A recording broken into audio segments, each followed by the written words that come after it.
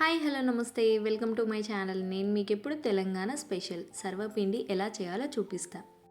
ముందుగా ఒక బౌల్ తీసుకొని అందులోకి 2 కప్పుల వరకు బియ్య పిండిని తీసుకోవాలి.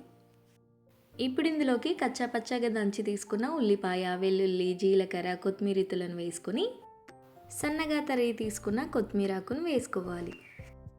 కొంచెం కరివేపాకు తినని వాళ్ళు సన్నగా తరిగి తీసుకున్న కరివేపాకును వేసుకోండి. 1 టీ స్పూన్ అల్లం వెల్లుల్లి పేస్ట్, అలాగే ఒక గంట పాటు చక్కగా నానబెట్టి తీసుకున్న 4 టీ స్పూన్స్ వరకు శనగపప్పు, 3 టీ స్పూన్ల వరకు కారపొడి మీరు మీ టేస్ట్కి తగినట్టుగా వేసుకోండి.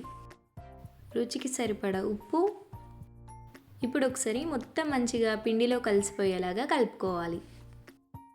తెలంగాణ అనగానే కొన్ని స్పెషల్ ఫుడ్ ఐటమ్స్ గుర్తుకొస్తాయి. అందులో ఇదొకటి.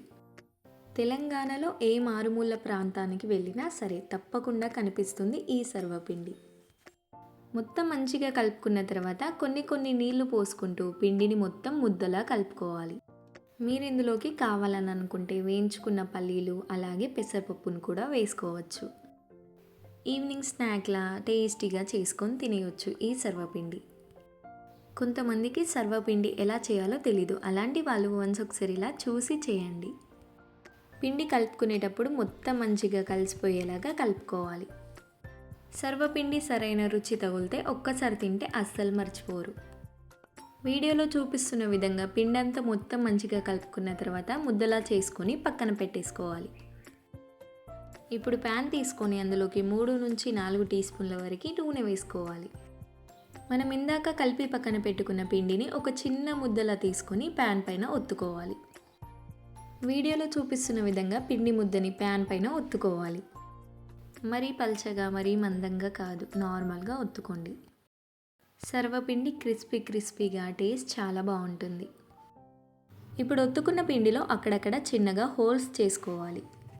ఇలా చేయడం ద్వారా సర్వపిండి చక్కగా ఫ్రై అయ్యి క్రిస్పీగా వస్తుంది. ఇప్పుడు స్టవ్ పైన మీడియం ఫ్లేమ్లో పెట్టుకుని టీ స్పూన్తో నూనె అంచులకి వేసుకోవాలి. ఇప్పుడు సర్వపిండి అనగానే మొత్తం డీప్ ఫ్రై చేస్తున్నారు, కానీ అలా కాదండి, కొంచెం నూనెతోనే సర్వపిండి చేసుకోవాలి. ఇప్పుడు నూనె మొత్తం ఒకసారి మంచిగా స్ప్రెడ్ చేసుకున్న తర్వాత మూత పెట్టుకొని ఒక 10 నుంచి 15 నిమిషాల పాటు ఉడికించుకోవాలి.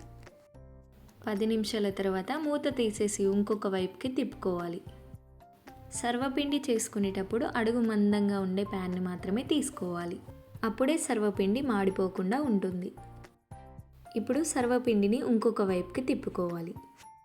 అంతే, వేడిగా సర్వపిండి రెడీ. తెలంగాణ స్పెషల్ టేస్టీ సర్వపిండి రెడీ.